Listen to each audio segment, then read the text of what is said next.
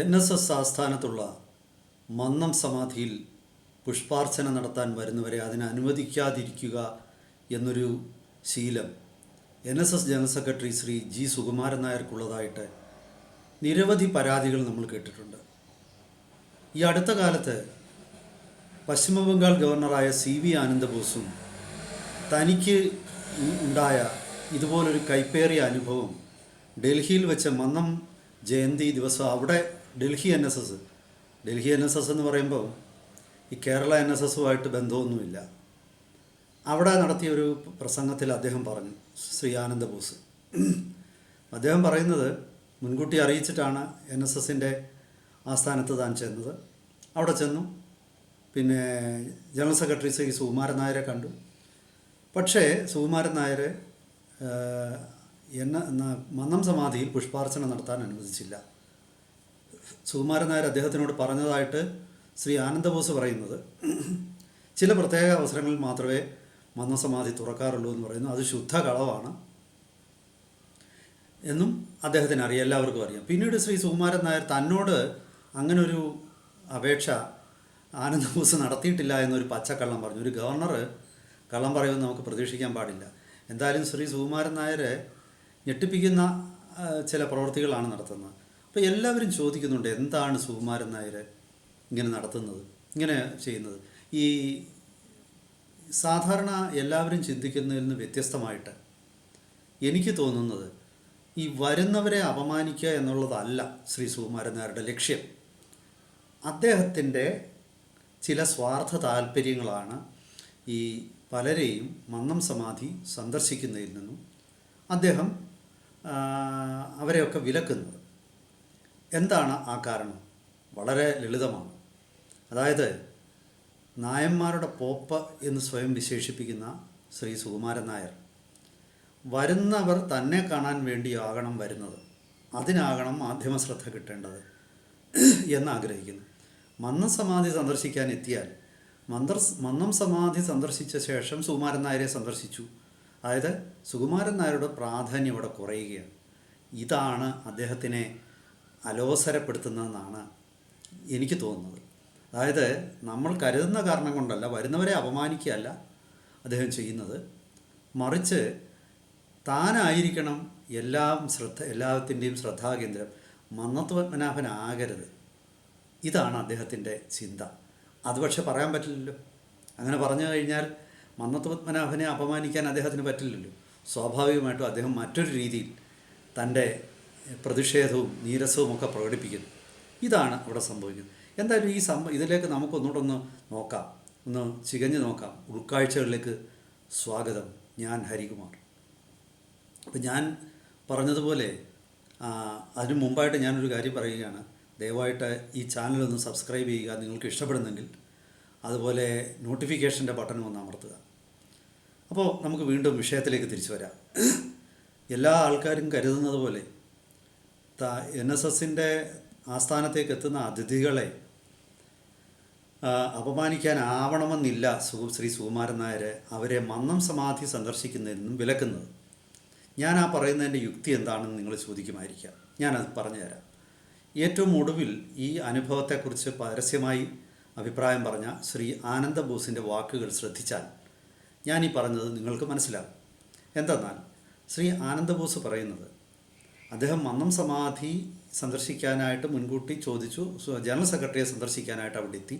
ശ്രീ സുകുമാരൻ നായർ പുറത്തു വന്നു, തൻ്റെ കാറിനടുത്ത് വന്നു, ഡോറ് തുറന്നു തന്ന് തന്നെ സ്വീകരിച്ചു. വളരെ മാന്യമായി ഓഫീസിൽ കൊണ്ടുപോയി അവിടെ വെച്ച് സൽക്കരിച്ചു. പക്ഷേ മന്നം സമാധി സന്ദർശിക്കണം എന്ന് പറയുമ്പോൾ അദ്ദേഹത്തിൻ്റെ വിധം മാറി. അപ്പം ഞാൻ പറഞ്ഞു വരുന്നത്, യഥാർത്ഥത്തിൽ NSSൻ്റെ ജനറൽ സെക്രട്ടറിക്ക് അദ്ദേഹത്തെ കാറിനടുത്ത് ചെന്ന് ഡോറ് തുറന്നു കൊടുത്ത് സ്വീകരിക്കേണ്ട കാര്യമില്ല. NSSൻ്റെ ജനറൽ സെക്രട്ടറി ചെയ്യേണ്ടത് താഴെ ഇറങ്ങി ഓഫീസിൻ്റെ താഴെ വന്ന് ശ്രീ ആനന്ദബോസിനെ സ്വീകരിച്ച് തൻ്റെ മുറിയിലേക്ക് കൂട്ടിക്കൊണ്ടുപോയി അവിടെ നിന്ന് താഴെ അദ്ദേഹം തിരിച്ചു പോകുമ്പോൾ താഴെ വരെ അദ്ദേഹത്തെ അനുഗമിക്കുക. പക്ഷേ സുകുമാരൻ നായർ അതിലും വളരെ കാര്യമായിട്ട് ശ്രീ ആനന്ദബോസിനെ സ്വീകരിച്ചു. പക്ഷെ പിന്നെ മന്നം സമാധിയുടെ കാര്യം വരുമ്പോഴാണ് പുള്ളിക്ക് ഹാലിളകുന്നത്. അതെന്തുകൊണ്ടാണ്? കാരണം അങ്ങനെ വന്നാൽ നാളത്തെ മാധ്യമങ്ങളിൽ വരുന്നത് ബംഗാൾ ഗവർണർ ഇവിടെ മന്നം സമാധി സന്ദർശിച്ച് പുഷ്പാർച്ചന നടത്തിയെന്നാവും. അങ്ങനെ വാർത്ത വരാൻ സുകുമാരൻ ചേട്ടന് താല്പര്യമില്ല. മണിയണ്ണനെ സംബന്ധിച്ചിടത്തോളം തന്നെ കാണാൻ വരുന്നവർ തന്നെ കണ്ടേച്ച് പോയാൽ മതി. മന്നത്തിൻ്റെ കാര്യമൊക്കെ പിന്നാട്ടെ, അത് വേറൊരിക്കലെങ്ങാനും വന്ന് സൗകര്യമുള്ളപ്പം ഞാൻ വിളിക്കാം, അപ്പം വന്നാൽ മതി. അതായത് തൻ്റെ പ്രാധാന്യം ഈ മന്നം സമാധി സന്ദർശനത്തോടു കൂടി ഇല്ലാതാകും. അത് സംഭവിക്കാൻ അദ്ദേഹത്തിന് താല്പര്യമില്ല. ഇവിടെ അദ്ദേഹം തന്നെ പലവട്ടം പറഞ്ഞിട്ടുണ്ട് താൻ നായർ സമുദായത്തിൻ്റെ പോപ്പാണെന്ന്. അപ്പം അത്രയും മഹാനായും അത്രയും ഉന്നത സ്ഥാനീയനായ ശ്രീ ജി സുകുമാരൻ നായരെ സന്ദർശിക്കാനായിട്ട് വരുന്നവർ അദ്ദേഹത്തിനെ സന്ദർശിച്ചിട്ട് പോകണം. അവിടെ പല സ്മാരകങ്ങളും കാണും, അതൊന്നും സന്ദർശിക്കണ്ട. പക്ഷേ ഇതൊക്കെ പരസ്യമായിട്ട് പറഞ്ഞാൽ മന്നത്തിനെ അപമാനിക്കുന്നത് പോലാവും. അങ്ങനെ പറയാൻ അതുകൊണ്ട് സാധിക്കുകയുമില്ല. ഇനി നമുക്കറിയാൻ വയ്യാത്തൊരു കാര്യം, ശ്രീ സുകുമാരൻ നായരുടെ ഒരു പൂർവികനും നായർ ഭൃത്യജനസംഘം, അതായത് മന്നത്ത് പത്മനാഭൻ്റെ നേതൃത്വത്തിൽ 14 ആൾക്കാർ ചേർന്ന് രൂപീകരിച്ച NSSൻ്റെ മുൻ സംഘടന, NSSന് തുടക്കം കുറിച്ച സംഘടന, ആ സംഘടനയിൽ ശ്രീ സുകുമാരൻ നായരുടെ ഏതോ ഒരു ബന്ധുവും ഉണ്ടായിരുന്നു. അപ്പോൾ സ്വാഭാവികമായിട്ട് ഒരുപക്ഷെ അദ്ദേഹത്തിനെ, തൻ്റെ ബന്ധുവിനെ ആരും സ്മരിക്കുന്നില്ല, മറ്റ് ആൾക്കാരെ സ്മരിക്കപ്പെടുന്നു എന്നുള്ള ഒരു നീരസമായിരിക്കാം ശ്രീ സുകുമാരൻ നായർക്കുള്ളത്. സാക്ഷാൽ മന്നത്തപ്പൂപ്പനോട് തന്നെ ഇഷ്ടക്കേട് സുകുമാരൻ നായർക്കുണ്ടാവാം, അതും ഒരു കാരണമാവാം. ഈ വരുന്നവരെ അപമാനിക്കാനല്ല എന്നാണ് ഞാൻ ഇതിൽ നിന്നെല്ലാം മനസ്സിലാക്കുന്നത്. പക്ഷേ ദൗർഭാഗ്യവശാൽ അത് അങ്ങനെ ആയിപ്പോകുന്നതാണ്. ഈ ചക്കിന് വെച്ചത് കൊക്കിന് കൊള്ളുന്നു എന്നൊരവസ്ഥയിലേക്ക് കാര്യങ്ങൾ എത്തുന്നതാണ്. വരുന്നവരാകട്ടെ ഇതിൻ്റെ ഉള്ളിലെ യഥാർത്ഥ കാരണം ചെയ്യുന്നുമില്ല. ഒരുപക്ഷെ ഏതെങ്കിലും രീതിയിൽ ശ്രീ സുകുമാരൻ നായരുടെ ഏറ്റവും അടുത്ത ശിങ്കിടികളോട് ആരോടെങ്കിലും ഈ വിവരം അന്വേഷിച്ചാൽ ഒരുപക്ഷെ അവരത് പറഞ്ഞു കൊടുത്തെന്നിരിക്കും. ചിലർ പറഞ്ഞ് ഞാൻ കേട്ടിട്ടുണ്ട്, അദ്ദേഹത്തിനെ കാണാൻ ചെല്ലുന്ന ഇപ്പം ജോലിക്ക് വേണ്ടിയോ മറ്റ് സഹായത്തിന് വേണ്ടി ചെല്ലുന്നവർ അദ്ദേഹത്തിൻ്റെ കാല് തൊട്ട് വന്ദിക്കണം എന്നൊരു ആഗ്രഹം അദ്ദേഹത്തിനുണ്ട്. അപ്പോൾ അദ്ദേഹത്തിൻ്റെ റിവോൾവിങ് കസേരയിൽ അദ്ദേഹം കറങ്ങിയിട്ട് കാല് നീട്ടി വെക്കും. അത് മനസ്സിലാവാതെ കാല് തൊട്ട് വന്ദിക്കാവാതെ പോയാൽ നിങ്ങൾക്ക് പ്രയോജനമില്ല. കാല് തൊട്ട് വന്ദിച്ചാൽ അതിൻ്റെ ഗുണവും ഉണ്ടാകും. ഇതൊക്കെ സാധാരണക്കാർക്ക് അറിഞ്ഞുകൂടല്ലോ. വരുന്ന ആളിനെ സംബന്ധിച്ചിടത്തോളം അയാൾ ഈ NSS ഹെഡ് ക്വാർട്ടേഴ്സിലോട്ട് ആദ്യമായിട്ടായിരിക്കും എത്തുന്നത്. സ്വാഭാവികമായിട്ട് അദ്ദേഹത്തിന് അവിടുത്തെ ശീലങ്ങളും ചിട്ടവട്ടങ്ങളും ശ്രീ സുകുമാരൻ നായരുടെ താല്പര്യങ്ങളും ഒന്നും അദ്ദേഹത്തിന് വരുന്ന ആളിന് അറിഞ്ഞുകൂടായിരിക്കും. അപ്പോൾ അവരെ ഇപ്പം ഈ മന്നം സമാധി സന്ദർശിക്കുന്നതിൽ നിന്നും തടയപ്പെട്ട ആൾക്കാർ ശ്രീ സുകുമാരൻ നായരുടെ ഏറ്റവും അടുത്ത ശിങ്കിടികളോട് ഒരുപക്ഷെ ആ കാര്യം ചോദിച്ചാൽ ഒരുപക്ഷെ അവർ പറയുമായിരിക്കാം, സ്ഥാനാരോഹണത്തിന് ശേഷമോ ആദ്യത്തെ സന്ദർശനത്തിലോ NSS ആസ്ഥാനത്ത് വരുന്നവർ സുകുമാരൻ നായരെ കണ്ടിട്ട് പോവുക, മന്നം സമാധിയൊക്കെ സന്ദർശിക്കുന്നത് വേറൊരിക്കലാവാം. അതായത് ഒരിക്കലും സുകുമാരൻ നായർക്കുള്ള പ്രാധാന്യം കുറയ്ക്കുന്ന പ്രവൃത്തികളിൽ ഈ വരുന്ന ആൾക്കാർ ഏർപ്പെടാതിരിക്കുക എന്ന് അങ്ങനെ ഇരുന്നാൽ അവർക്കും സുകുമാരൻ നായർക്കും സന്തോഷമായിട്ട് പോവാം. അപ്പം മുൻകാലത്ത് ഒരുപാട് പേർക്ക് ഈ അനുഭവം ഉണ്ടായിട്ടുണ്ട്. എനിക്ക് തോന്നുന്നു ശ്രീ കേന്ദ്രമന്ത്രിയായ ശ്രീ സുരേഷ് ഗോപി, അതുപോലെ നിരവധി രാഷ്ട്രീയ നേതാക്കന്മാർക്ക് ഈ അനുഭവം ഉണ്ടായിട്ടുണ്ട്.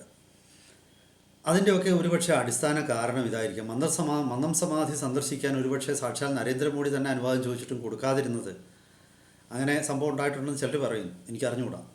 അപ്പം അങ്ങനെ ഉണ്ടായിട്ടുണ്ടെങ്കിൽ തീർച്ചയായിട്ടും അത് ശ്രീ മോദിയോടുള്ള ഒരു വിരോധമാവണമെന്നില്ല, മന്നം സമാധി സന്ദർശിക്കുന്നതിനോടുള്ള അതൃപ്തിയായിരിക്കാം. ജനറൽ സെക്രട്ടറിയെ സന്ദർശിച്ചാൽ മതി എന്നുള്ളതായിരിക്കാം. അപ്പോൾ ഈ വരുന്നവർ തെറ്റിദ്ധരിക്കുന്നതാണിത്. മന്നം സമാധി സന്ദർശിക്കുന്നത് ശ്രീ സുകുമാരൻ നായർക്ക് സന്തോഷമുണ്ടാക്കും എന്നുള്ള ഒരു തെറ്റിദ്ധാരണയാണ് അവർക്കുള്ളത്. ഒന്ന് ആലോചിച്ച് നോക്കണേ കാര്യങ്ങൾ. ഈ ഉള്ളിലിരിപ്പ് വെളിയിൽ വരാത്ത കാരണം നമ്മുടെ മനസ്സിലൊരാഗ്രഹമുണ്ട്, ആ ആഗ്രഹം സാധിക്കാനുള്ള വഴി അറിയാനും വയ്യ.